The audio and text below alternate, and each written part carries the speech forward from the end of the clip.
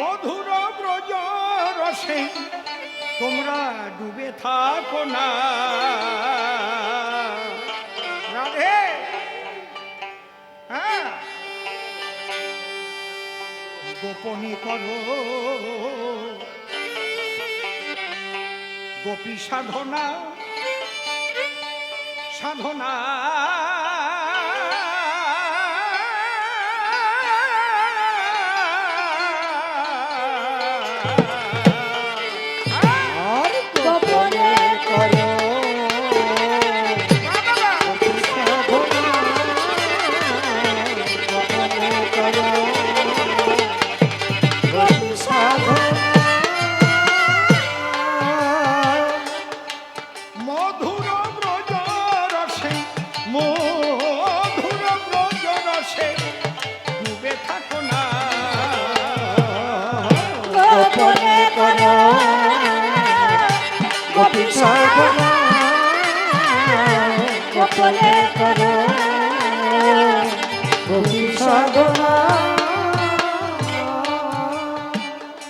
এটা হরিবাসর কীর্তনের আসর।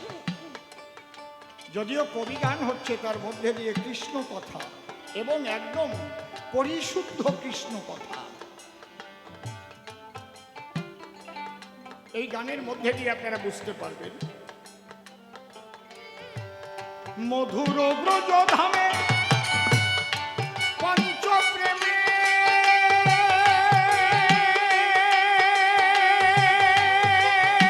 পঞ্চরস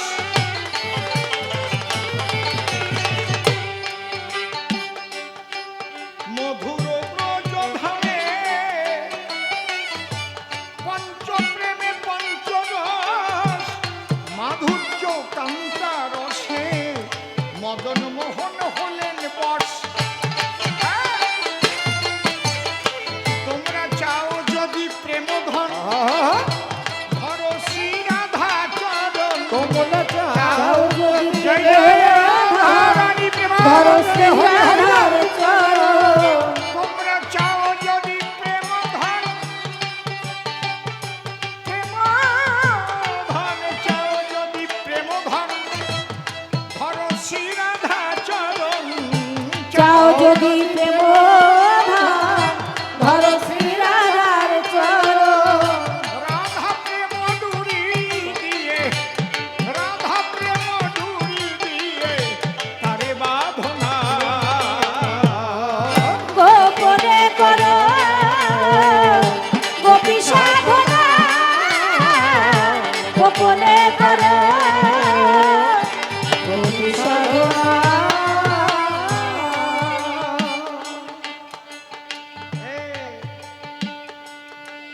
নিষ্কামে ব্রজ ভাব হেঁটে কামুকে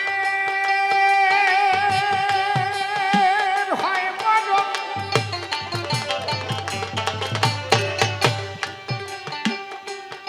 নিষ্কামে ব্রজ ভাব এতে কামুকের হয় মরণ।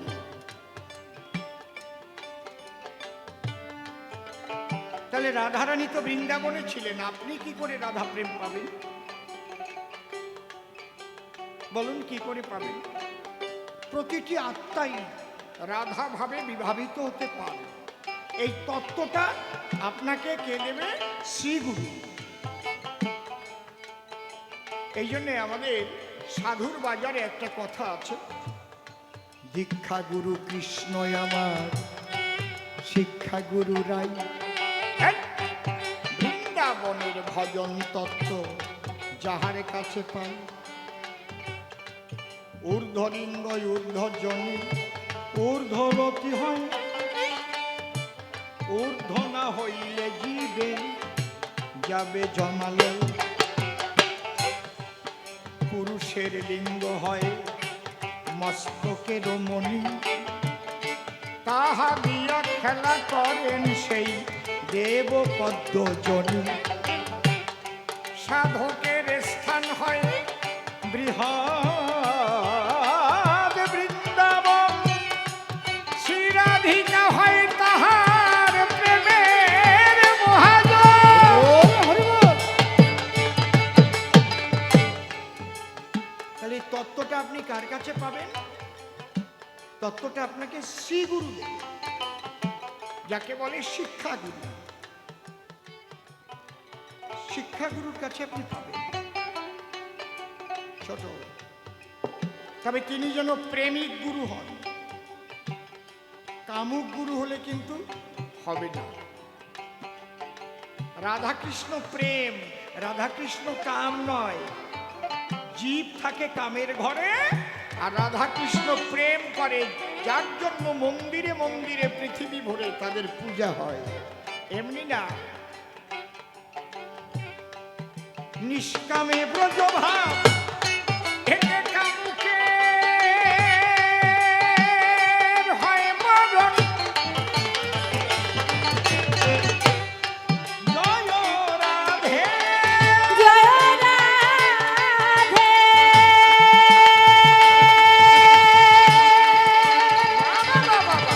জয় রাধে, মায়েরা উলুধ্বনি দাও, জোরে জোরে। জয় রাধে,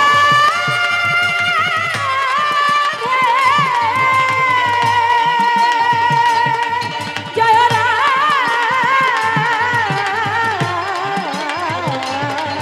জয়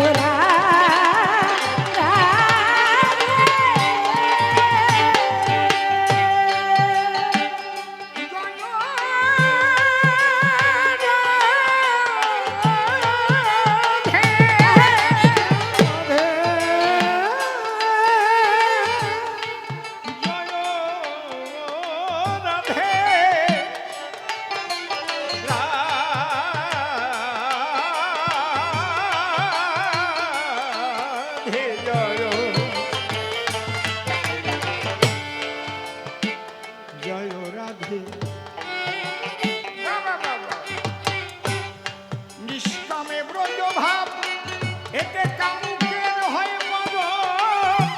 নিত্য লীলায় একাধারে খেলে রসের মহাজন। অধম সিন্দরে গোপী ভাব আমার জীবনে হলো না লাভ। অসীম বলে গোপী ভাব জীবনে হলো না। অধম সিন্দরে গোপী ভাব, গোপী ভাব জীবনে হলো না লাভ। অসীম বলে গোপী ভাব জীবনে হলো না। ওই ভাব জানে আমার, সেই গোপন ভাব জানে আমার এই রসিক জনা। গোপনে করো গোপী সাধনা, গোপনে করো গোপী সাধনা। ঠিক করে নে সব। এই গীত গোবিন্দে শ্রীমতী রাধারানীর সম্মান কে দিয়েছেন? জয়দেব গোস্বামী? না না, স্বয়ং শ্রীকৃষ্ণ। হ্যালো, জয়দেব যখন গীত গোবিন্দ লিখতে বসল, দেখে নিন, লিখতে লিখতে একটা জায়গা গিয়ে জয়দেব স্থির হয়ে গেল। কোথায়? সেখানে শ্রীকৃষ্ণকে দিয়ে রাধারানী চরণ ধরাতে হচ্ছে। না, এটা হয় না।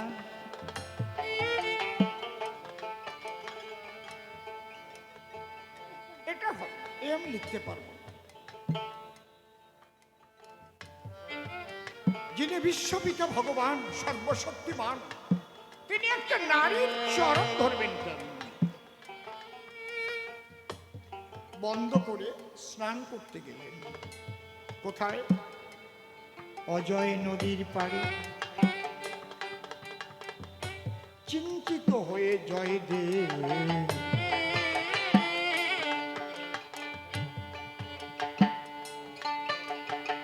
অজয়ের পাড়ে বসা রয়।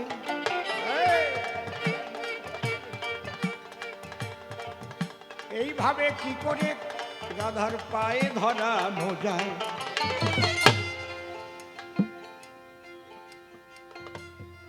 স্নান করছে না, বসে বসে ভাবছে।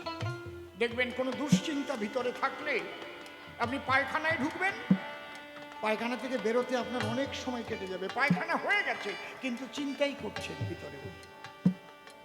ঠিক বলছি তো? ভগবান শ্রীকৃষ্ণ ভাবলেন জয়দেব তো পারছে না, ও তো পারছে না, আমার নিজেকে যেতে হবে শ্রীমতী রাধা রানীর প্রেমের মান রাখতে হবে।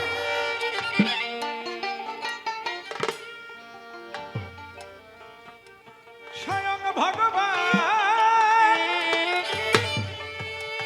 বাবা জয়দেবের বেশে ভগবান পদ্মার সামনে এলো, ডাক দিয়ে পদ্মাবতীকে তখন শুধালো। কোন বেশে এসেছে? একদম অবিকল জয়দেব। পদ্মাবতী, কি তোমার রন্ধন কার্য সমাধান হয়েছে? বলে হ্যাঁ, আমি তো স্নান সমাপন করে এলাম, তাহলে আমি যাই, মন্দিরে গিয়ে একটু পূজা দিয়ে আসি, তুমি আমার জন্য সেবার ব্যবস্থা করো। আসল জয়দেব কিন্তু অজয় নদীর পাড়ে বসে ভাবছে। ভগবান শ্রীকৃষ্ণ জয়দেবের বেশ ধরে জয়দেবের বাড়িতে এসেছে। মন্দিরে প্রবেশ করে আগে গ্রন্থটা বের করলেন। জয়দেব কি লিখেছিল? সরগরল খণ্ডনম। লিখতে পারেনি আর। ভগবান কি লিখলেন? সরগরল খণ্ডনম মম শিরসি মুণ্ডনম দেহি পদ পল্লবম মুদরম শ্রীরাধে। কিশোরীর দাস মুই পিতবাস ইতে কো সন্দেহ যা, কোটি কোটি জনম করিলে ভজন বৃথাই ভজন। গ্রন্থ সম্পূরণ করে জয়দেবের স্ত্রী পদ্মাবতীর ধারে এসে বলল, কিছু সেবা দাও মোরে। পদ্মাবতী পতি জ্ঞান করলো সেবার আয়োজন। পদ্মা জানে না সেবা করতেছে স্বয়ং কৃষ্ণধন। কিছু প্রসাদ থালার মধ্যে রেখে গো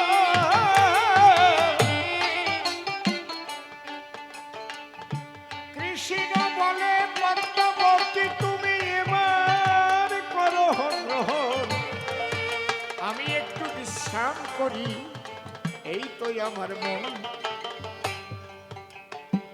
পদ্মা বিশ্রাম করার জায়গা দিল, স্বামী বিশ্রাম করছে, পদ্মা এবার সেবায় বসেছে, দুমুঠো কেবল মুখে দিয়েছে ওই প্রসাদ দিয়ে। ইন দ্য মিন টাইম, অর্থাৎ এই সময় আসল জয়দেব স্নান করে এলো যখন দ্বারে, এসে দেখে পদ্মাবতী আগে আগে সেবা করে। যে পদ্মাবতী স্বামী সেবা না দিয়ে গো সেবা করে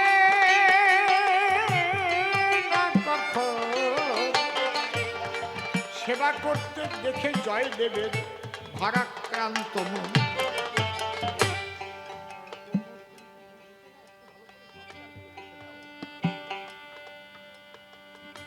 পদ্মাবতী, পদ্মাবতী, এ তুমি কি করছো?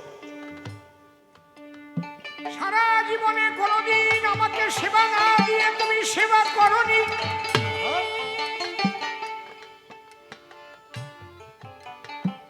না হয় আজ আমার স্নান করতে একটু দেরি হয়েছে তার জন্য তুমি আগে সেবা করছো।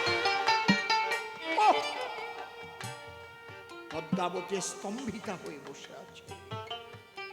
কি বলছো?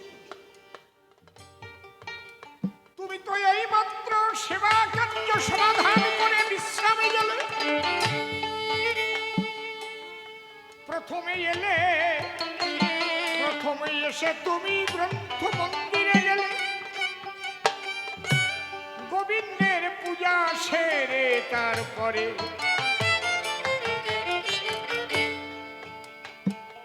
আমি তোমাকে সেবা দিলাম, তুমি সেবা করলে, তোমার সেবার প্রসাদ নেই তো আমি বসেছি, বলছো কি পদ্মা, তুমি দ্বিচারিণী হয়েছ?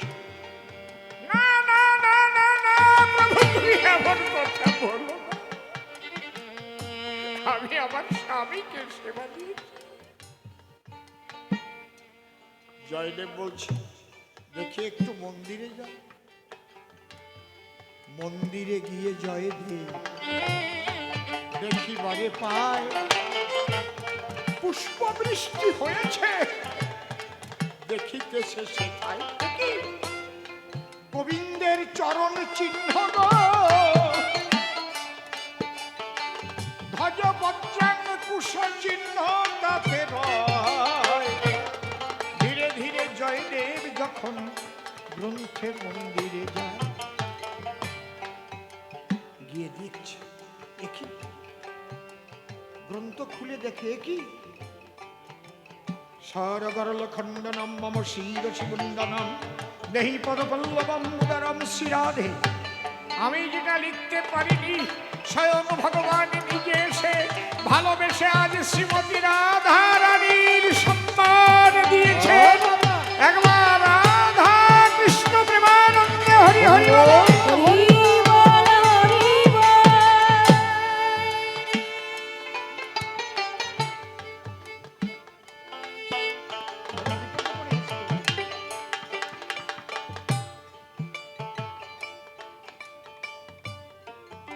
তখন জয়দেব ছুটে এসে পদ্মাবতীর চরণ করে পড়ে বলছে, পদ্মা তুমি আমায় ক্ষমা করো। তুমি শ্রদ্ধা সতী, তুমি কাকে সেবা দিয়েছো জানো? কে? আমি নয়, তোমার ঘরে এসেছিল কৃষ্ণ জগৎপতি, তাকে তুমি নিজের হাতে সেবা দিল। তিনি সেবা করে কোনো প্রসাদ রেখেছিল? বলে হ্যাঁ, সেই প্রসাদই তো আমি গ্রহণ করছি। বলে কৃষ্ণ সেবা করার পরে প্রসাদ হয়েছিল, আর তুমি সেবা করার পরে ওটা মহাপ্রসাদ হলো। একবার মহাপ্রসাদ দাও না মরে গো। পদ্মায় আমি প্রণমী তোমার পায়। আজ ভগবান নিজে এসে গ্রন্থ পরিপূর্ণ করে দেয়। বাবা, তুমি আমার শিষ্য, তোমাকে গ্রন্থগুলো দিয়েছি ভালো করে পড়তে। আমি আশা করেছিলাম তুমি খুব সুন্দরভাবে পুঙ্খানুপুঙ্খ ভাবে পড়াশোনা করবে,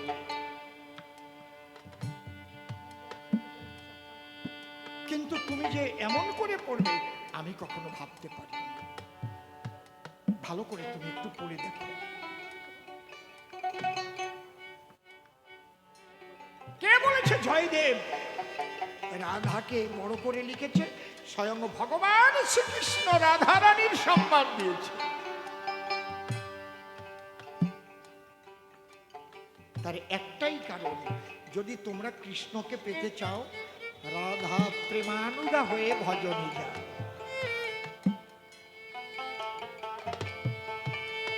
তাহলে পরিপূর্ণ কৃষ্ণ প্রাপ্তি তোমাদের হবে। রাধা শ্রীকৃষ্ণের প্রেমের গুরু। তোমার মধ্যে সেই রাধা ভাব জাগরিত হবে।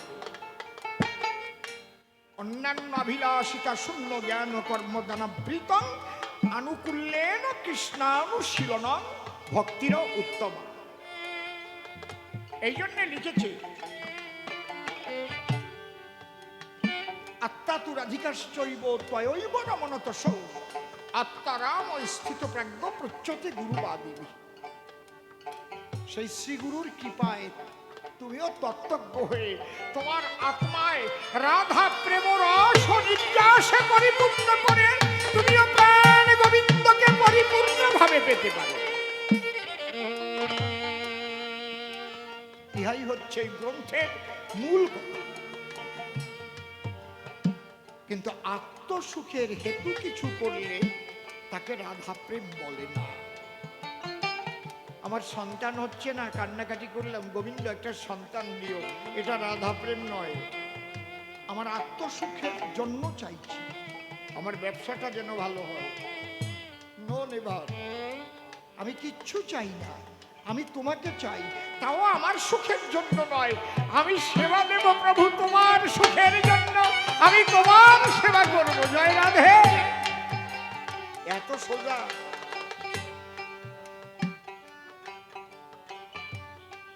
কোটির মধ্যে গুটি। এবার বললে কলিতে সন্ন্যাস নাহি, শাস্ত্রে দেখতে পাই, তবে কেন সন্ন্যাসী হলে নই যে চৈতন্য গোসাই। খুব ভালো প্রশ্ন করেছি, খুব ভালো প্রশ্ন। শোনো, ঠিক ঠিক কলিতে সন্ন্যাস নাই, এটা আমাদের শাস্ত্রে লেখা আছে। কোন শাস্ত্রে? সেগুলো বলেনি, হয়তো পড়েনি। এটা লেখা রয়েছে মার্কণ্ডেয় পুরাণে। কি লেখা আছে? অশ্বমেধ গোবালম্ব সন্ন্যাস ফলপৈতৃকং দেবরেণ সুতোৎপত্তি কলৌ পঞ্চ বিপর্যয়। এটা বললে তোমার প্রশ্নটা সঠিক হতো, কারণ শ্রীমান মহাপ্রভু তিনি তো শাস্ত্র বিরোধী কাজ করতে পারেন না। যারা মহাজন তারা কি শাস্ত্র বিরোধী কাজ করতে পারে? কি বলেন আপনারা? পারে? পারে, যদি শাস্ত্রে এলোমেলো কথা লেখা থাকে। খেল পারে না তো কি? মনুসংহিতাও তো আমাদের একটা শাস্ত্র গ্রন্থ, ওতে যা লেখা আছে। ব্রহ্মবৈবর্ত পুরাণ তো আমাদের একটা গ্রন্থ, ওতে যেসব লেখা আছে সেগুলো তো সঠিক নয়। এমন এমন জিনিস আছে, সবগুলো যে খারাপ তা বলছি না। এমন এমন কিছু জিনিস আছে যেগুলো ঢোকানো হয়েছে ওখানে। কারণ এই সনাতন হিন্দু ধর্ম বহুবার এই ধর্মের উপর আঘাত এসেছে। হাফসিরা আমাদের সমস্ত ধর্মগ্রন্থ একবার নিয়ে গেছে। ছোট ছোট বাজাও, আমাদের যে মূল গ্রন্থ সেগুলো জার্মানিরা নিয়েছে। ব্রিটিশ নিয়েছে ভারতবর্ষের ধন সম্পদ, হীরা জহরত যা ছিল, আর জার্মানিরা নিয়েছে আমাদের আদি গ্রন্থ। এই জন্য সবচেয়ে বিজ্ঞানে উন্নত জার্মান, মেডিকেল সায়েন্সে উন্নত জার্মান। জার্মানি ওষুধের উপরে। অত ভালো ওষুধ আর পৃথিবীতে কেউ তৈরি করতে পারে না। কেন? শিবের লেখা 3খানা যে গ্রন্থ রয়েছে তা সব জার্মানিরা নিয়ে গেছে। কি কি? একখানা আয়ুর্বেদ, একখানা চরক সংহিতা, আর একখানা মানব নিদান, এবং যেটা শিব পুরাণ 14.5 কেজি ওজন, ওটাও জার্মানি। সব নিয়ে গেছে। শিব ঠাকুর লিখে গেছে কোন কোন গাছে পাতায় কি হয়, ফুলে কি হয়, ফলে কি হয়, বাকলে কি হয়, শেকড়ে কি হয়, কোন কোন ব্যাধিতে তা ব্যবহার করতে হয়। আয়ুর্বেদ, চরক সংহিতা, মানব নিদান। এই যে কোরামিন ইঞ্জেকশন, জার্মানি ইঞ্জেকশন, যেটা দিলে একটা মানুষ মারা যাচ্ছে 3 ঘন্টা বাঁচিয়ে রাখা যাবে, ওটা কি দিয়ে তৈরি? মানব নিদানে লেখা আছে। নিদানের শেষ তাল মোচড়া, কচি তাল গাছে একদম মাঝখান দিয়ে সব ফেলে ভিতরে একটা, যেমন ওই যে থর পাওয়া যায় না কলা গাছে, ওই রকম পাওয়া যায়। ওইটাকে বেটে রস 1 কাপ খাইয়ে দিলে 3 ঘন্টা বেঁচে থাকবে মানুষ। ওটাকে রিফাইন করে কোরামিন ইঞ্জেকশন তৈরি।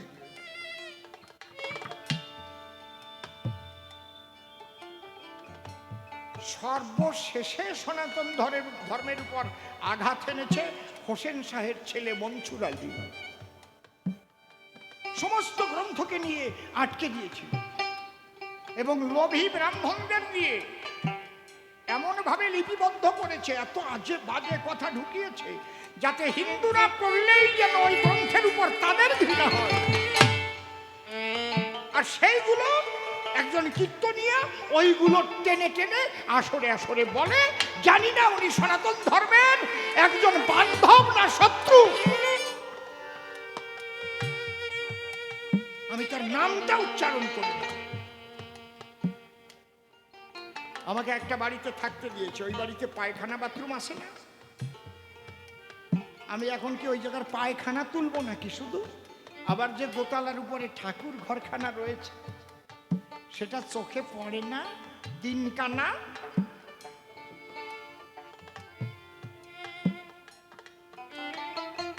ওই লোকটার কাজই হচ্ছে ওই গু তুলে আনা। কোথায় প্রস্রাবখানা, কোথায় বিষ্ঠা, ওই বিষ্ঠাতে ওর নিষ্ঠা। কথা বোঝা যাচ্ছে কি? ওর ভালো কিছু চোখে ও পড়ে না। মাছির মধ্যে দুই রকমের মাছি আছে, দুই রকমের মাছি, একটা মধুমাছি আর একটা গুইয়ে মাছি। দেখবেন আপনার বাচ্চা ছেলে পায়খানা করবে, এই আমার দিকে তাকা, আর এক পাশে মধুর থালা থাকবে, যেগুলো গুইয়ে মাছি মধুর উপর পড়বে না, ওই পায়খানার উপরে পড়িয়ে বেশ মা খাবে। আর আপনি খেতে বসবেন, আপনার ভাতের থালায় গিয়ে বেশ ইলিশ মাছ নিয়ে বসেছেন, ওর উপরে মাখিয়ে দিয়ে আসবে, খেলেই কলেরা হবে। ও ডাস্টবিনে পড়বে, ডাস্ট ক্যারি করবে, আবার ডাস্ট ছড়াবে। এটা হচ্ছে গুইয়ে মাছির কাজ। আর মধুমাছি যারা মধুর উপর পড়ে, তারা মধু আহরণ করে সযত্নে চাকে রাখে। এসো বন্ধু, এই মধু তোমরা পান করো। মধুমাছি মধুর মধ্যে থাকতে থাকতে মধুময় হয়ে যায়।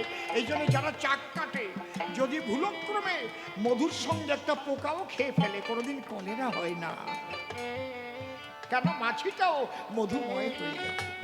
মানুষের মধ্যেও দুই রকম মানুষ আছে, গুইয়ে মানুষ আর মধু মানুষ। জয় রাধে।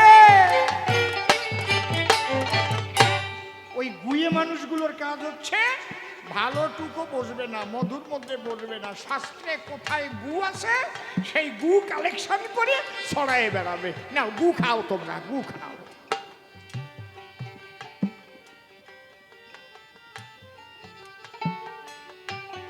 খারাপ কথা বললাম নাকি? খারাপ কথা বললাম? কোনো একটা ভালো জিনিস চোখে পড়ে না, সব খারাপ, সব খারাপ।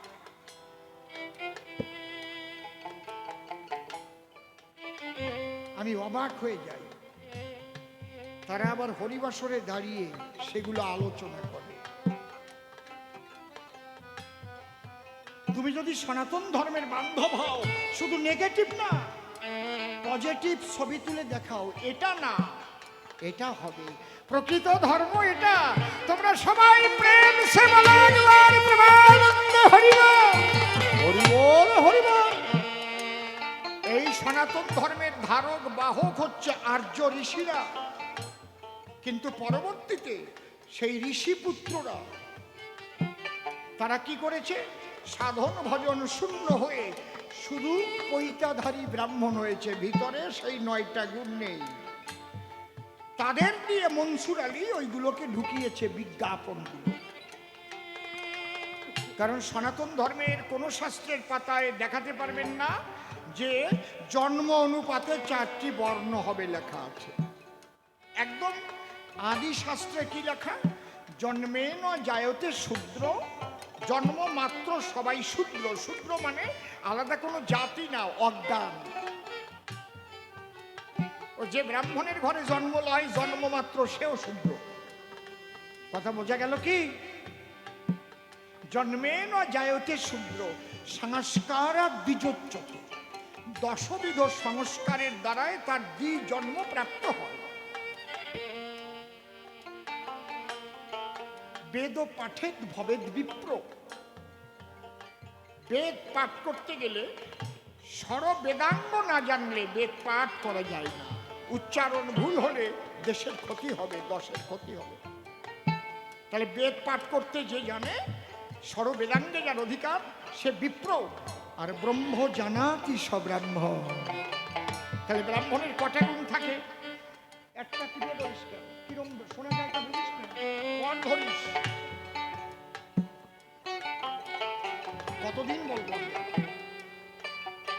সম দম তপ শৌচ খান্তি রাজ্যবমে বচ জ্ঞান বিজ্ঞানমাস্তিকম ব্রহ্মকার্য সমাগত।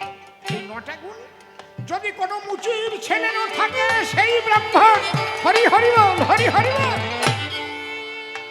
হ্যাঁ, আমাদের সনাতন ধর্মের ধর্মগুরুর নাম কি? কৃষ্ণ দ্বৈপায়ন বেদব্যাস। তিনি তো জারজ সন্তান। কাকে বলে জারজ সন্তান? আমি তার অপমান করছি না, আমি এটা বুঝাতে চাইছি, জন্ম হোক যথাতথা, কর্ম চাই ভালো। তার বাবা তাকে যখন জন্ম দিয়েছিল, তখন তার মাকে কি বিয়ে করেছিল? তার মা তো কুমারী ছিল। তার বাবার নাম পরাশর, মায়ের নাম মৎস্যগন্ধা। তাহলে যদি কোনো পুরুষ কোনো কুমারী গর্ভে সন্তান জন্ম দেয়, সেই সন্তানকে কি সন্তান বলা হয় বলুন? জারজ। তিনি আমাদের ধর্মগুরু। এমন ধর্ম সনাতন। সনাতন ধর্মে জন্ম অনুপাতে কাউকে সম্মান দিতে বলেনি, বলছে কর্মের দ্বারাই মানুষ শ্রেষ্ঠ হবে, কর্মের দ্বারাই মানুষ মহান হবে। আমিও বলছি, আর সেই লোকটাও বলে। ইহাই তো কথা। শ্রী চৈতন্য মহাপ্রভু তো তাই বলেছেন, ব্রাহ্মণ ক্ষত্রিয় শূদ্র, ব্রাহ্মণ ক্ষত্রিয় বৈশ্য শূদ্র কেন নয়?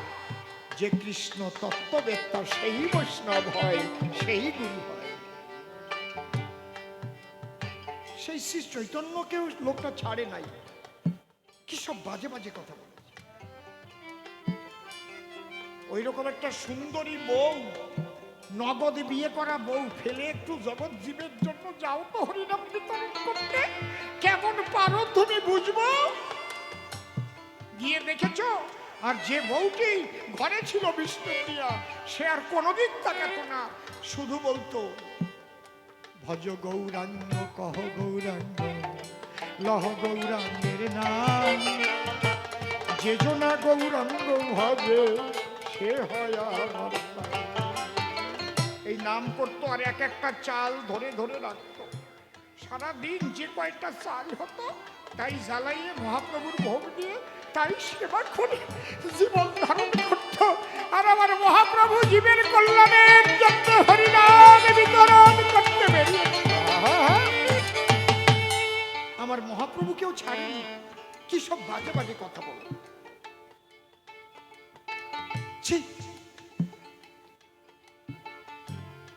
এই সনাতন ধর্মের উপরে প্রচুর আঘাত এসেছে, প্রচুর।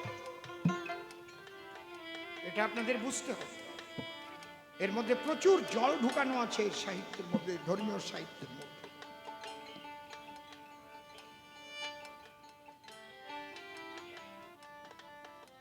তাহলে আমরা যে আলোচনা করছি, মহাপ্রভু কেন সন্ন্যাস নিলেন?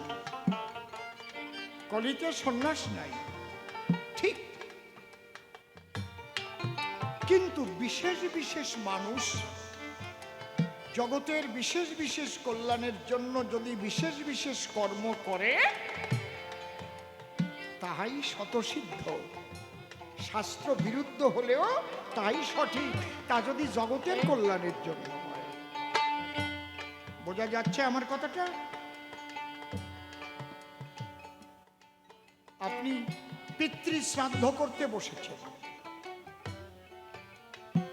ঠাকুর মশাই বললেন যে যতক্ষণ শ্রাদ্ধ ক্রিয়া সমাপন না হবে, আপনি আপনার আসন পরিত্যাগ করতে পারবেন না।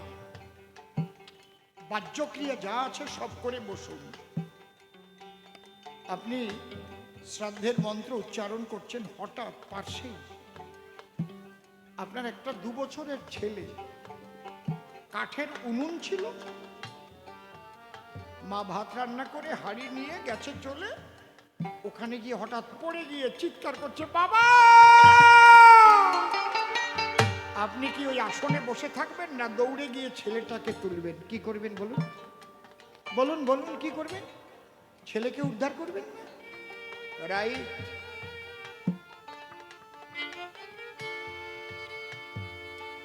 বুঝেছেন কি বলছি?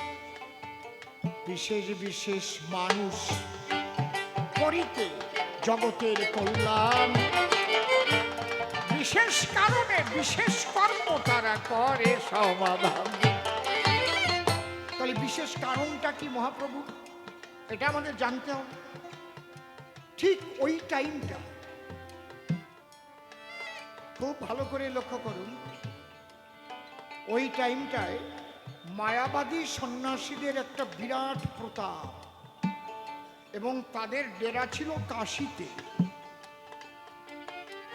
এবং তাদের যে হেড তার নাম হচ্ছে কি প্রকাশানন্দ সরস্বতী।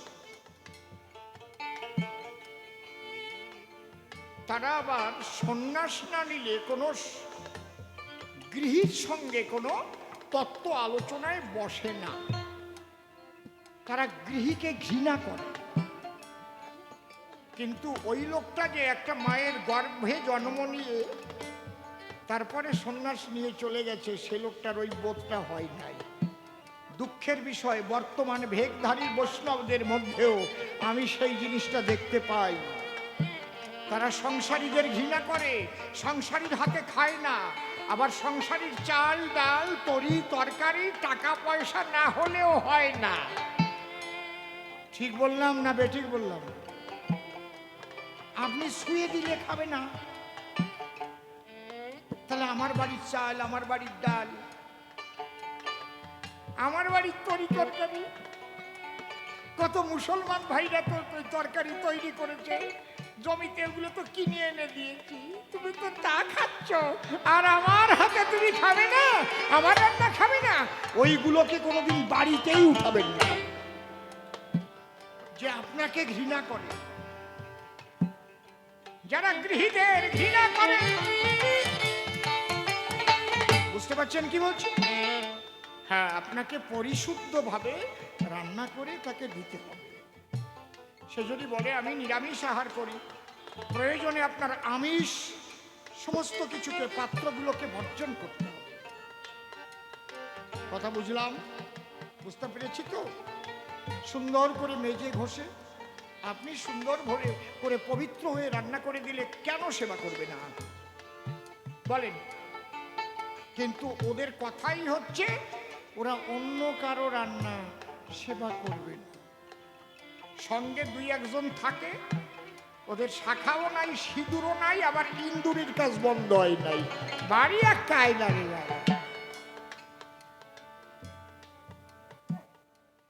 এটা শ্রী চৈতন্যেরও মত না, নিত্যানন্দেরও পথ না, কেউ দেখাতে পারবে না। হ্যাঁ, একটা জায়গায় লেখা আছে চৈতন্য চরিতামৃতে, কি প্রকৃতি হইয়া করে প্রকৃতি সম্ভাষণ, প্রভু কহে না হেরিব তাহারি বদন, প্রকৃতি হইয়া করে প্রকৃতির সঙ্গ, দিনে দিনে বাড়ে তার প্রেমের আনন্দ।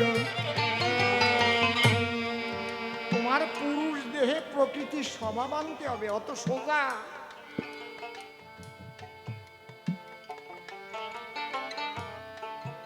তোমার পুরুষ দেহে প্রকৃতির স্বভাব আনবে, তবে তোমার সঙ্গে প্রকৃতি থাকলে তোমার আনন্দ বর্ধিত হবে। নিতাই গৌর হরি হরি। আমি শুধু নেগেটিভ আলোচনা করি না কখনো, আমি পজিটিভ ছবি তুলে দেখি। পুরুষ দেহে প্রকৃতি ভাব কি সোজা ব্যাপার নাকি?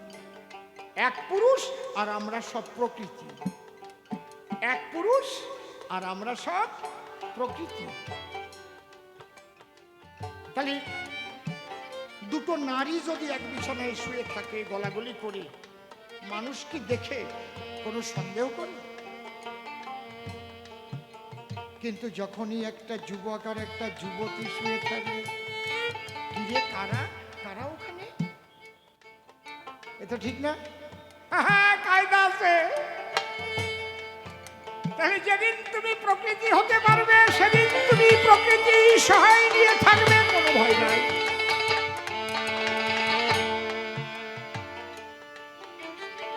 মহাপ্রভু ভাবলেন, এই যে কৃষ্ণ প্রেম আমি দিতে এলাম, শ্রীমতী রাধা রানীর খাস ভান্ডার ভেঙে, রাধার ভাব কান্তি বিলাস নিয়ে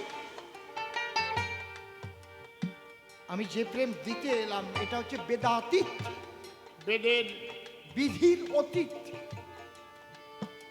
বিধি মার্গ বাদ দিয়ে রাগ মার্গ। এখানে নরকের ভয় নাই, স্বর্গের আকাঙ্ক্ষা নাই, শুধু আনন্দ, প্রেমানন্দ।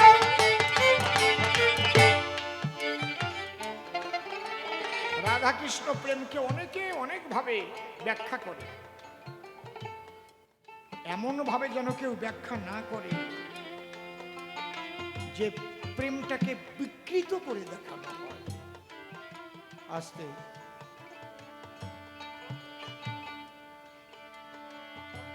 এই জন্যে উনি খুব চিন্তিত হয়ে পড়েছেন, কাঁদছেন রাত্রিতে। এখন আমি কি করি? যদি মায়াবাদী সন্ন্যাসীদের আমি কৃষ্ণ প্রেম দিতে না পাই। মুরারি গুপ্ত এলেন ছুটে, ছোট বাবা কানতে কানতে মুরারি ঢুকেছে। প্রভু, এ কি তুমি মুরারি? তুমি এত রাত্রে এসেছো, কাঁদছো কেন? বলে কাঁদবো না? তুমি কাঁদিলে কি আমি না কাঁদিয়া পারি? বলো হে গৌর হরি। তুমি কেন কাঁদছো? বলে আমি কাঁদবো না। আমি এখন কি করব? আমি যদি সন্ন্যাস গ্রহণ না করি তাহলে তো আমি কাশিতে গিয়ে ওদের সঙ্গে বসে কৃষ্ণ প্রেম রসে ওদের ভাষাতে পারবো না। কিন্তু আমি তো সন্ন্যাস নিতে আসিনি। সন্ন্যাসের মন্ত্র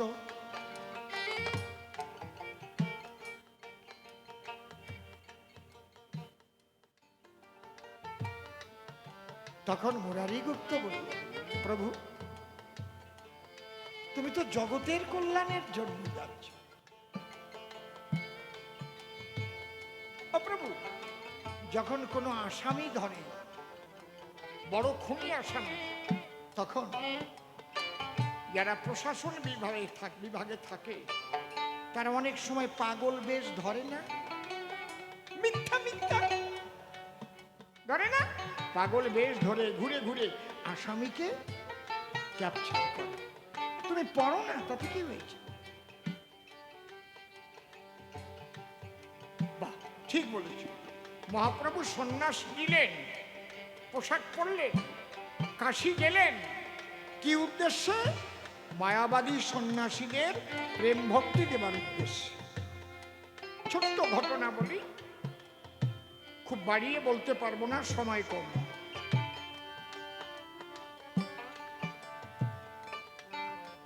কারণ আমাদের পারমিশন 10টা পর্যন্ত, আমি আইন ভাঙি না কখন।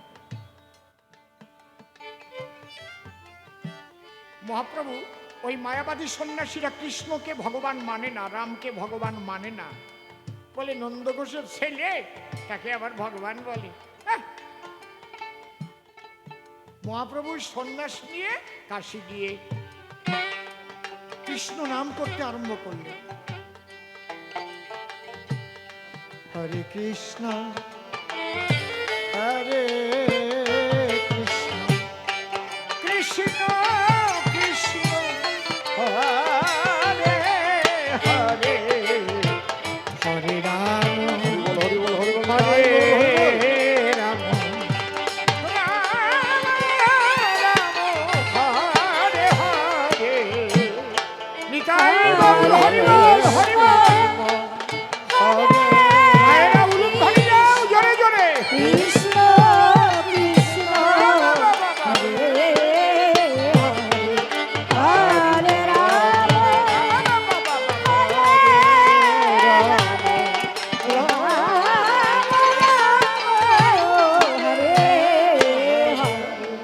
কাশীতে বিরাট সাড়া পড়ে গেল। এ কি, সন্ন্যাসীরা তো কৃষ্ণ নাম করে না? কোথা হতে নবীন সন্ন্যাসী কাশী ধামে এলো, দেখি আবার কৃষ্ণ নাম করতে আরম্ভিল। প্রকাশানন্দ সরস্বতীর কাছে গো, তখন নালিশ চলে যায়। একদিন প্রকাশানন্দ দেখতে বের হলো ঠিক ভোর বেলায়, প্রাতঃভ্রমণে আনন্দ মনে প্রভু হরি নাম করে। প্রকাশানন্দ দেখে বিমুগ্ধ হলো তাই। ছোট ছোট দেখে এমন মানুষ জীবনে দেখিনি গো, যার রূপের কাছে চন্দ্রহার মেনে যায়। শিষ্যদের ডেকে ডেকে প্রকাশানন্দ কয়, শোনো শোনো শোনো, ওই মানুষটিকে তোমরা কোনো কটু কথা বলবে না। সন্ন্যাসীদের বিরুদ্ধ কাজ করছে, এটা ঠিক। কাশীর বড় মাঠে একটা বিরাট প্যান্ডেল করো, মঞ্চ থাকবে, মঞ্চে দুখানা সিংহাসন থাকবে, আর তোমরা যারা সন্ন্যাসীরা হাজার হাজার সন্ন্যাসী বলবে যার যার আসনে, আমরা দুজন উপরে থাকব, ওকেও নেমন্তন্ন করে আনবো, প্রশ্ন করব তুমি সন্ন্যাস নিয়ে কেন কৃষ্ণ নাম করছো? সন্ন্যাসীরা তো কৃষ্ণ নাম করে না, তুমি কি সন্ন্যাসী? যদি জবাব দিতে না পারে ওর ঘাড় ধরে এখান থেকে নবদ্বীপে পাঠিয়ে দিও। ঠিক আছে, সবাই খুশি হলো, বিরাট প্যান্ডেল হলো, মঞ্চ হলো, দুখানা সিংহাসন রাখা হলো, মহাপ্রভুকে নিমন্ত্রণ দেওয়া হলো। এইবার ঠিক যথাদিন যথা সময়ে প্রকাশানন্দ গিয়ে উনি বসলেন সিংহাসন নিয়ে, আর সবাই আপনারা যেমন বসেছেন, যার যার বসার আসন আছে, চরণ ধৌত করে জল রাখা আছে, পা ধুয়ে ধুয়ে যার যার আসনে বসে আছে, সব নাম করা করা। হ্যালো হ্যালো, একটু খুলে দে, কমে গেল কেন? মাঝে মাঝে কমাই দিস নাকি? সবাই ভাবছে যাকে নেমন্তন্ন করা হয়েছে যার বিচারের জন্য, সে তো আসে না। কেউ কেউ বলছো আসবে না, পালিয়ে গেছে। হাজার হাজার সন্ন্যাসীদের সামনে আসার ওর মুখ নেই, কারণ সন্ন্যাস বিরোধী কাজ করছে। হঠাৎ দেখে আসছে আসছে, কিন্তু আবার সেই কৃষ্ণ নাম করতে করতে আসছে। কৃষ্ণ কেশব কৃষ্ণ কেশব কৃষ্ণ কেশব ত্রাহি মাং, রাম রাঘব রাম রাঘব রাম রাঘব রাক্ষমান। কৃষ্ণ কেশব হরি হরি বল, হরি হরি বল, হরি বল, হরি হরি রাম রাঘব রাম রাঘব রাম রাঘব। একই এত বড় স্পর্ধা যে কৃষ্ণ নাম করবার জন্য আমরা তাকে বিচার মঞ্চে হাজির করেছি, সে কৃষ্ণ নাম করতে করতে আসছে।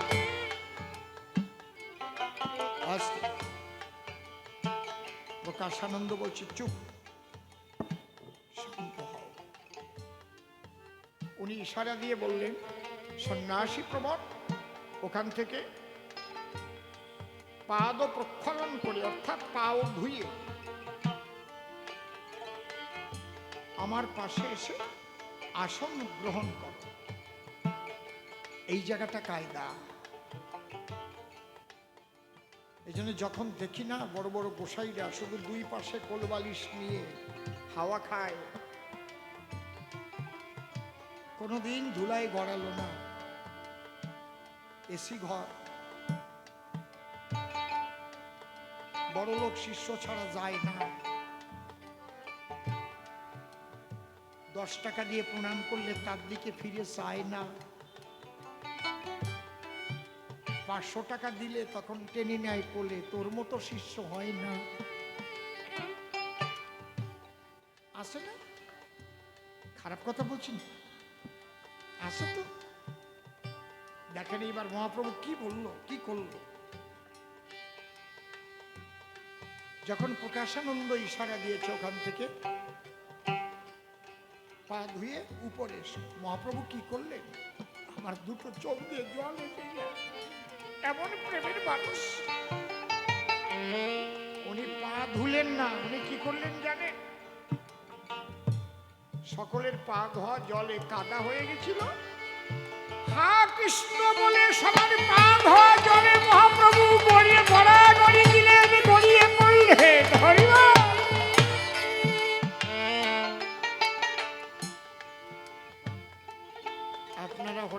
পরে কাদামাটি করেন যেমন, করেন না?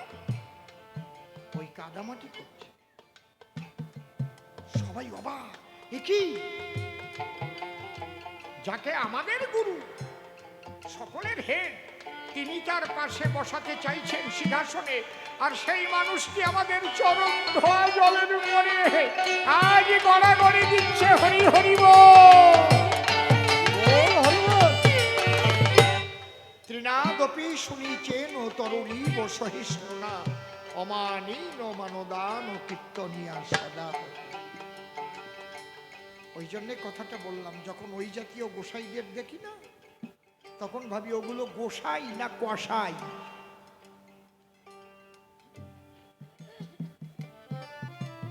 ওদের দ্বারা তো জগতের কল্যাণ হতে পারে না। সবাই কিন্তু তাকিয়ে আছে, প্রকাশানন্দ স্থির হয়ে তাকিয়ে আছে, কিন্তু প্রকাশানন্দ যেটা দেখিছে আর কেউ তা দেখিতে পারিতেছে না।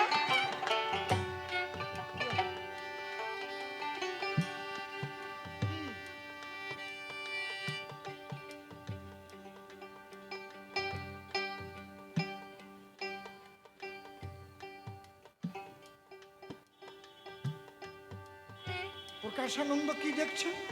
হঠাৎ দেখে মহাপ্রভু দেহ সেখানে নাই, ব্রহ্মজ্যোতিতে ভরে গেছে, সেইটাই দেহটা নাই, পুরো ব্রহ্মজ্যোতিতে ওই স্থান ভরে গেছে।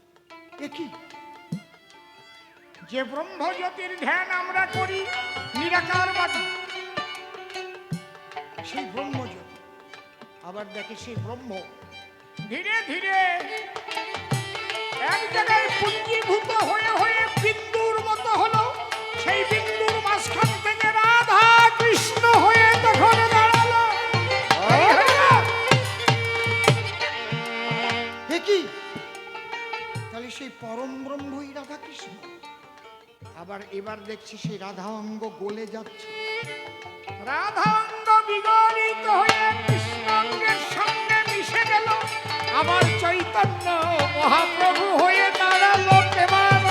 হরি হরি হরি হরি। তখন ওই মঞ্চের উপরের থেকে গড়াতে গড়াতে গড়াতে গড়াতে প্রকাশানন্দ মহাপ্রভুর শ্রীপাদ পদ্মে গিয়ে পড়ে বলল, ক্ষমা করো, ক্ষমা করো মোরে। ওরে কার বিচার করতে এনেছিস? আমরা যে নিরাকার জ্যোতি ধ্যান করি, সেই পরম ব্রহ্মই রাধা কৃষ্ণ রূপে আবির্ভূত বৃন্দাবনে, আর সেই রাধা অঙ্গ কৃষ্ণ অঙ্গ মিলে হয়েছে এই শ্রী গৌরাঙ্গ। আয় আয় আয়, সবাই গ্রহণ করি সেই প্রেম তরঙ্গ। হরি হরি হরি বলো।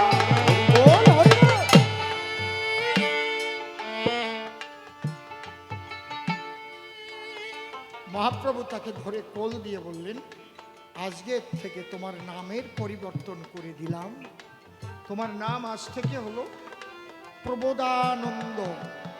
নাও কৃষ্ণ নাম গ্রহণ করো। যিনি নিরাকার তিনি সাকার, লীলা করতে এলো এক অঙ্গ দুই অঙ্গ হয়ে রাধা কৃষ্ণ হলো। হয় না প্রভুর গো ওরে রস আস্বাদ, তাই লীলা রস আস্বাদিতে দুই দেহের প্রয়োজন। তাই মহাভাব আর রসরাজ এই দুটি দেহ ছিল। সেই রাধার ভাব কান্তি বিলাস শ্রীকৃষ্ণ নিল। তাই রাধায় অঙ্গ কৃষ্ণ অঙ্গ মিলে শ্রী গৌরাঙ্গ হলো। একবার প্রেমানন্দে ভক্ত বৃন্দে হরি বল হরি বল হরি বল। যাও, এই নামের মালা নিয়ে তুমি বৃন্দাবনে চলে যাও। কাশী থেকে ওকে বৃন্দাবনে পাঠিয়ে দিল। যেখানে গিয়ে বসলো, জায়গাটার নাম আরিদ গ্রাম, বর্তমান যেটাকে বলে শ্যামকুণ্ড রাধাকুণ্ড। চৈতন্য চরিতামৃত পড়ে দেখবেন, ওটা ছিল বিল আরিদ গ্রাম। শ্রীমান মহাপ্রভু না এলে পৃথিবীর মানুষ কেউ বুঝতে পারতো না কোথায় বৃন্দাবন। কোথায় শ্যামকুণ্ড, রাধাকুণ্ড, গিরি গোবর্ধন। এবং এই কাজটি করেছিলেন তিনি 6 জনকে আকর্ষণ করে। কারা কারা? শ্রীরূপ সনাতন, ভট্ট রঘুনাথ, শ্রীজীব গোপাল ভট্ট, দাস রঘুনাথ। ওরে এই 6 গোসাই যাবে গো ওই ব্রজে করলেন বাস, রাধা কৃষ্ণ নিত্য লীলা করিলেন প্রকাশ। জয় রাধে। এই 6 গোসাই জানে করুণা করিবে, রাধা কৃষ্ণ নিত্য সেবা অধিকারী হবে। এই 6 গোসাই যার মুই তার দাস, জনমে জনমে দিও ওই বৃন্দাবনে বাস।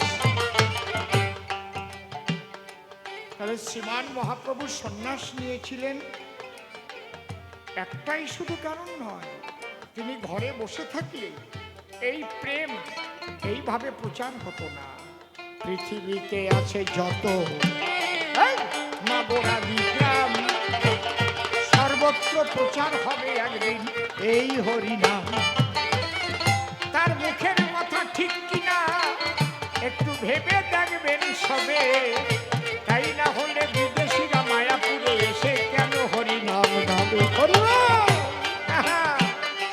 124টা দেশে রাধা কৃষ্ণ মন্দির প্রতিষ্ঠা হইল। আজ বিদেশিরা এসে মায়াপুরে সবচাইতে বড় মন্দির করিল। আমার ভারতবাসীরা করতে পারে নাই গো, সাহেবরা কৃষ্ণ ভক্ত হলো, তারা এসে ভালোবেসে দেখেন মন্দির গড়ি। বুঝতে পারছেন ব্যাপারটা?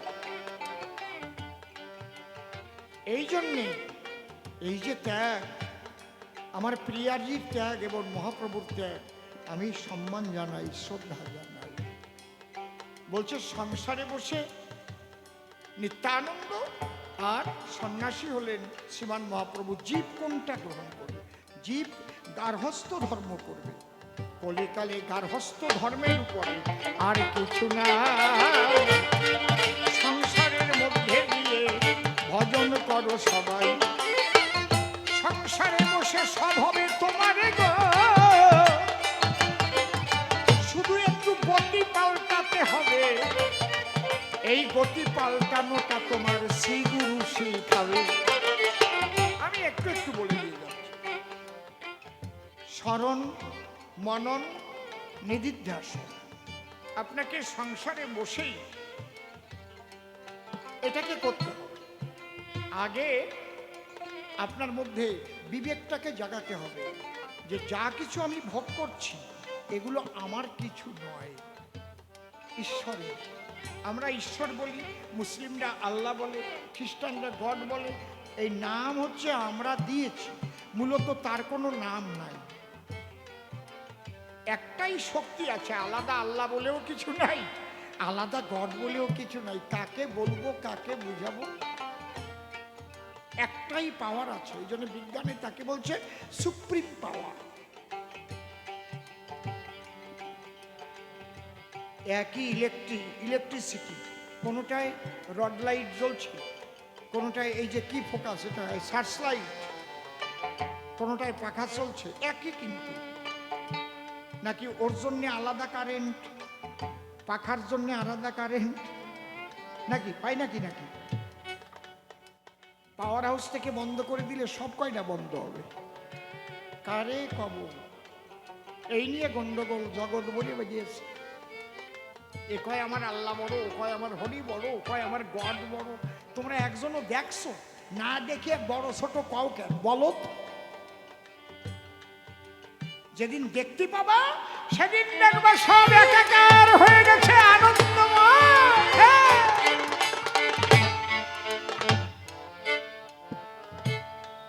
আমি দেখতে পাচ্ছি ওই মা বয়স্কা আর ছেলেটা ছোট। আমি বলতেই পারি ওই ছেলেটা বাচ্চা ছেলে রয়েছে মায়ের কোলে। তাই তুমি আল্লাহকে, গডকে, হরিকে দেখেছো ছোট বড় করছো? তুমি দেখেছো? না দেখে তুমি কি করে গন্ডগোল বাঁধানো কথা বলছো? বোঝা গেল?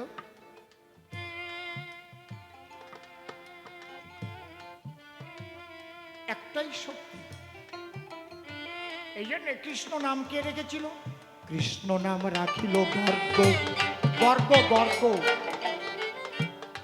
ধ্যানেতে জানিয়া, অনন্ত রাখিল নাম অন্ত না পাই। কৃষ্ণ নাম রেখেছিলেন গর্গ ঋষি।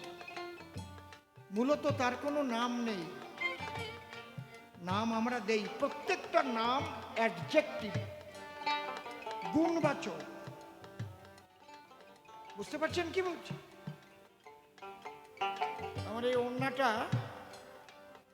যদি আমি এখানে ছেড়ে দেই পড়ে যাবে তো নাকি? বেঁধে আছে কিসে? আঙুল। এই পৃথিবী, চন্দ্র, সূর্য, অনন্ত গ্রহ নক্ষত্র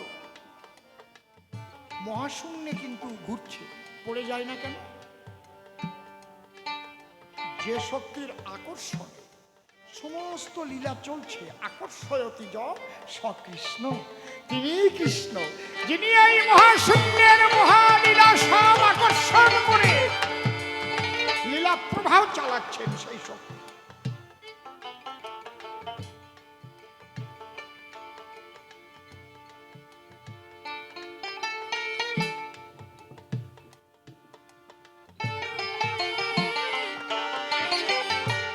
সূর্য, পৃথিবী, মনে করে এটা চাঁদ। পৃথিবী সূর্য, এই কথা বলবো না, পৃথিবী সূর্যকে নিয়ে প্রদক্ষিণ করছে, তাই তো? তার একটা নির্দিষ্ট কক্ষপথ আছে তো? কক্ষপথ বোঝেন তো? যে পথ দিয়ে ঘুরে ঘুরে আসে এবং কতটা দূরত্বে থাকলে, কতটা গতিবেগে ঘুরলে ঠিক ঠিক মতো লীলাটা ঠিক থাকবে। আরে এসব ভাবতে গেলে না মাথা টাথা খারাপ হয়ে যায়। যারা এই ধর্ম নিয়ে ঝগড়া করে ওই কয়টারে মনে হয় আগে মারিয়ে ফেলি, কিচ্ছু বুঝবে না, গন্ডগোল বাঁধাবে। তাহলে এইটার নাম কি? চাঁদ। তাহলে চাঁদ কিন্তু পৃথিবীকে প্রদক্ষিণ করছে, সঙ্গে সঙ্গে সূর্যকেও প্রদক্ষিণ করে আসছে। তাহলে চাঁদ কত দ্রুত গতিতে ঘুরে আসতে হচ্ছে, বোঝা যাচ্ছে কি? সব মহাশূন্যে চলছে, সমস্ত মহাশূন্যে চলছে। তাহলে এমন একটা শক্তির আকর্ষণে, ওহ, এই জন্য আইনস্টাইন বললেন, আমি অঙ্কশাস্ত্রে এখনো কচি খোকাও হতে পারিনি। নিউটন বললেন, আমি জ্ঞান সাগরের পাড়ে বসে নুড়ি কুড়াচ্ছি। এমনিতে ছোট কেন? বলছে আমি যখন চিন্তা করি যে সূর্যকে নিয়ে পৃথিবী প্রদক্ষিণ করবে, কতটা গতিবেগে, কতটুকু দূরত্বে থেকে, এইটা এইটা মা এখান থেকে সরে যাও, মা সরে যাও, লাগবে না ধূপকাঠি, যাও, হও মনের ধূপকাঠি জ্বালাও, রেখে দাও। আমি কত ধূপকাঠি বের করতেছি তা দেখো না? সে গন্ধ পাও না? বসো। এগুলো হচ্ছে বাহ্যিক জগতের জিনিস, সাজিয়ে গুজিয়ে আমরা করি মনটাকে এটা তৈরি করবার জন্য, আর কিছু না, মন তৈরি করবার জন্য।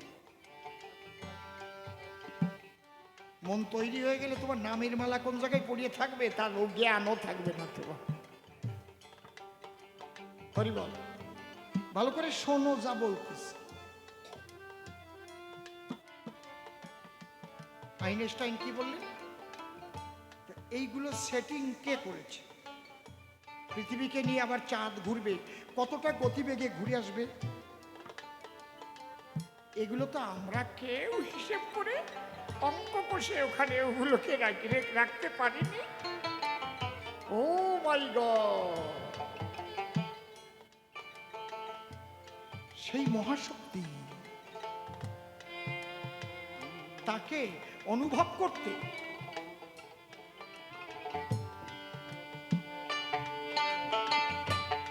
যা কিছু বিশ্ব ব্রহ্মাণ্ডে, আকাশ বাতাস আগুন জল মাটি, প্রত্যেকটার মধ্যে তিনি আছেন। এখন সব থাকবে, পৃথিবীতে শুধু জল থাকবে না। কেউ বাঁচবে? জল ঈশ্বর। এমনিতে সনাতন ধর্মে বরুণের পূজা করে, বলদরা ভোগে, আগুনের পূজা করে, এমনি নাকি? এখানে বোধটা পৌঁছাবে, তারপরে তো বুঝবে। জল থাকবে, মাটি থাকবে, বাতাস থাকবে, শুধু আগুন থাকবে না। কেউ বাঁচবে? বলো, শরীরের তাপ না থাকলে এখনই মারা যাবা।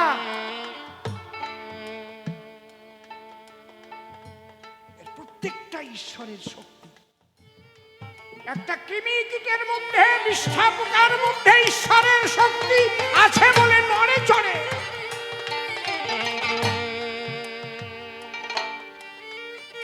প্রকৃত ধর্মগুরু সমস্ত ধর্মের মধ্যে অভাব হয়ে গেছে। রাগ করবেন না। যত ধর্ম পৃথিবীতে বর্তমান আছে, সমস্ত ধর্মের মধ্যে প্রকৃত ধর্মগুরুদের অভাব। সব সাজা গুরু, ব্যবসায়ী গুরুতে ভরে গেছে। এই জন্য তাদের দ্বারাই ধর্মে ধর্মে গন্ডগোলটা সৃষ্টি। আমি ওই রকম হয়ে যেতাম যদি আমি অসীম সরকার একজন সদ্গুরু না পেতাম, শ্রী ঠাকুর ভবা পাগলাকে না পেতাম, তাহলে আমার মধ্যে এই বোধ জাগ্রত হতো না। তিনি দেখিয়ে দিয়েছিলেন সেখানে আর কিচ্ছু নেই, খালি আনন্দ আছে, আর কিছু নেই। কোন ধর্ম বলতে আর কিছু নেই, শুধু আনন্দময় একটা জগৎ রয়েছে সেখানে। আনন্দ, আনন্দ, ধেমানি, হল্লিমানি, ভূতানি জায়ন্তে। আমাদের আদি গ্রন্থে তাই লিখেছে, আনন্দ, ধেমানি, হল্লিমানি, ভূতানি জায়ন্তে। প্রতিটি ধর্মগুরুরা যদি এই সাম্যের বাণী ছড়াতো, তাহলে এই ধর্ম নিয়ে হানাহানি পৃথিবীতে বন্ধ হয়ে যেত। দুঃখের বিষয় কি, সনাতন ধর্মে তবুও 2-4 জন পাওয়া যায়, তারা বলে সব একই শক্তি। কিন্তু আমি নাম বলবো না, অন্যান্য ধর্মে এবং তাদের গ্রন্থে এমন বাজে বাজে কথা লেখা, তারা কখনো স্বীকার করবে না যে সব একই শক্তি, কোনোদিন স্বীকার করবে না। তাহলে গন্ডগোলটা বাধায় কারা?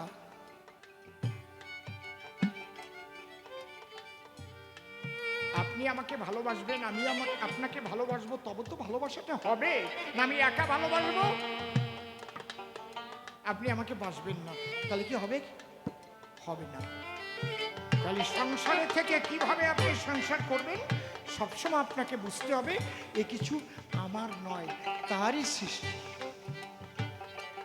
যখন আপনি তরকারিটা কুটবেন, তখন 2 চোখের জল দিয়ে বলবেন, হে প্রভু, এটা তুমি আমার জন্য সৃষ্টি করেছিলে, আমার খাদ্যের জন্য, হে প্রভু। চালটা যখন ধরবে, ভাববে প্রথম ধানের বীজটা তুমি আমার জন্য সৃষ্টি করেছিলে, তাই তো তার থেকে চাল হয়েছে প্রভু। যে জলটা দিয়ে ধোবে, এই যে স্মরণ, এই জলও তো তুমি আমার জন্য সৃষ্টি করেছিলে প্রভু। আগুন দিয়ে ভাত রান্না করবে, আগুনও তো তুমি প্রভু। আমার মধ্যে তুমি আছো বলে আমি বেঁচে আছি। যাদের জন্য আজ রান্না করব, তাদের মধ্যেও তুমি আছো বলে তাদের সেবা হবে। তাই আমার দ্বারা তুমি এত সুন্দর প্রসাদ তৈরি করে দাও যাতে তোমার সেবা হয় প্রভু। এই বোধ চাই, স্মরণ। কিচ্ছু লাগবে না, কোনো মালা নেওয়াও লাগবে না আপনার। সব সংসারের কাজ করবেন, দেখবেন প্রেমে আপনার হৃদয় ভরপুর হয়ে যাবে। আর সব সময় ভাবতে হবে, আমি এখন আছি, একটু পরে নাও থাকতে পারি। আমি মিথ্যার আশ্রয় নেব না, আমি কাউকে ব্যথা দেব না, আমি কর্তব্য পালন করব। এই বোধ নিয়ে চলতে থাকেন, হবেন ভাবময়ে। ঈশ্বর আপনার গৃহে এসে দেখা দেবে, মিথ্যা কথা নয়। তবে কোন বেশে আপনার দ্বারো দেশে গো, সেই ঈশ্বর আসিয়া দাঁড়াবে। হয়তো কোনো ভিখারির বেশে আপনার হাতে খেয়ে যাবে। আপনি ঈশ্বরের পরশ পাবেন, পাবেন, পাবেন।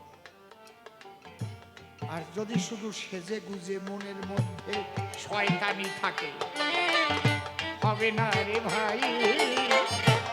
মনটাকে আগে তোমার শুদ্ধ করা চাই। ঈশ্বর আর কিছু গ্রহণ করেন, এই বাতাসা টাতাসা তো আমরা খাবো, ছড়াইয়ে দেবে সবাই খাবে। ঈশ্বর গ্রহণ করে তোমার মনের ভাবটুকু। এই জন্য তাকে বলে ভাবগ্রাহী জনার্দন। ভাবগ্রাহী জনার্দন, ওইটা দেবার সময় তোমার মনটা, হে প্রভু সবই তোমার, গ্রহণ করো প্রভু। এই যে মনের ভাব, ওই ভাবটাকে গ্রহণ করে। বোঝা যাচ্ছে? এর চাইতে ভালো করে আমি পারবো না। এতে বোঝো তো বোঝো, না বোঝো মুখ বোঝো। আজ 48 বছর পর্যন্ত বলে যাচ্ছি, হাজার হাজার ভিডিও ভরে, জানি না পৃথিবীতে কয়জন মানুষ আমার কথা ভরে। কোন ভিডিওতে কোন জায়গায় আমার সাম্প্রদায়িকতা নাই। আমি সারা পৃথিবীর মধ্যে একটা মহামিলন করতে চাই। আমি পারি নাকি তাই বলে গেলাম, থাকবে। আজকেও যা বললাম রেকর্ডিং আছে, থাকবে, শুনবে, মরে যাব কালকে, ওইগুলো শুনবে। যদি একটা মানুষও আমার কবি গান শুনে মানসিক অবস্থা ফেরে, তবুও ঈশ্বর খুশি হবেন আমার ওই উপরে। তুই খাটি খাটি কথা বলেছিলি রে, হ্যাঁ, তাই তোকে আমি ধন্যবাদ জানাই। আবার তোকে মানুষ করে পাঠাইতে চাই। তার ইচ্ছা, তার ইচ্ছা পূর্ণ হোক প্রভু, তোমার ইচ্ছা পূর্ণ হোক। আমি এত সময় গান গাইছি, বোঝা গেছে যে আমি একজন এমএলএ। আগের থেকে কানে কানে যেয়ে কয় যেন রাজনীতির কথা না হয়। আমার কি বোধ কিচ্ছু নাই নাকি? আমি ঘাস খাইয়ে বাঁচি নাকি? আমি হরিবাসরে আসবো কি রাজনীতি করতে আইছি নাকি? ও মঞ্চ আলাদা আছে, সেই মঞ্চ যখন পাবো জম্বের কষা কষবো। এই জায়গা আসছে আমি হরিবাসরে, হরি কথা, কৃষ্ণ কথা বলবার জন্য। হরিবল কি যে জ্বালায় পড়েছি এর মধ্যে গিয়েও।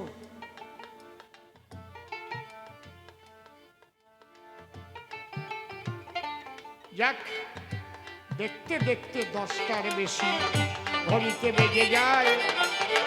এইবার তাকে নিয়ে মুখোমুখি দাঁড়াবো সভায়। তাই সংসার ধর্ম পালন করবেন, সন্ন্যাসী দরকার নাই। একবার প্রেমানন্দে হরি হরি বলো, সবাই।